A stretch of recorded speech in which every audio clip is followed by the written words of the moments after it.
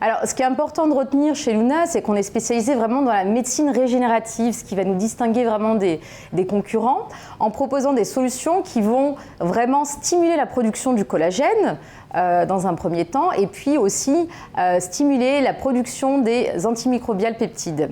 Alors effectivement, on n'est pas du tout dans un cas de cosmétique, on est vraiment dans des produits injectables qui sont utilisés seulement par les médecins dans l'objectif d'améliorer la qualité de la peau.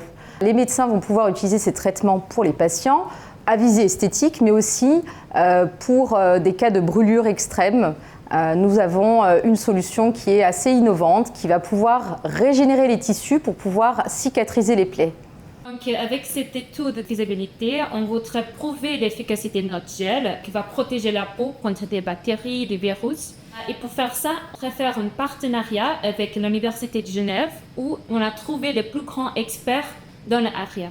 Grâce à la subside de pays, on a établi une forte collaboration avec Luna Régénérative. Dans ce cadre, nous, avec nos étudiants, on fait l'évaluation de leur hydrogel et pour ça, on essaye la toxicité des produits sur les cellules de la peau, l'activité antimicrobienne sur les différents pathogènes. On est à moitié de chemin pour voir les résultats et pour l'instant, les premiers résultats sont encourageants. Ça veut dire qu'il n'y a pas de toxicité sur les cellules de la peau, il n'y a pas d'hémolyse sur les globules rouges.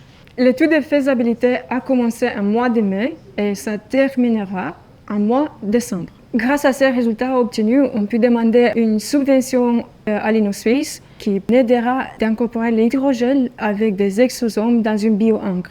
Avec cette bio-encre, on peut bien impressionner des patchs cutanés pour la cicatrisation des plaies.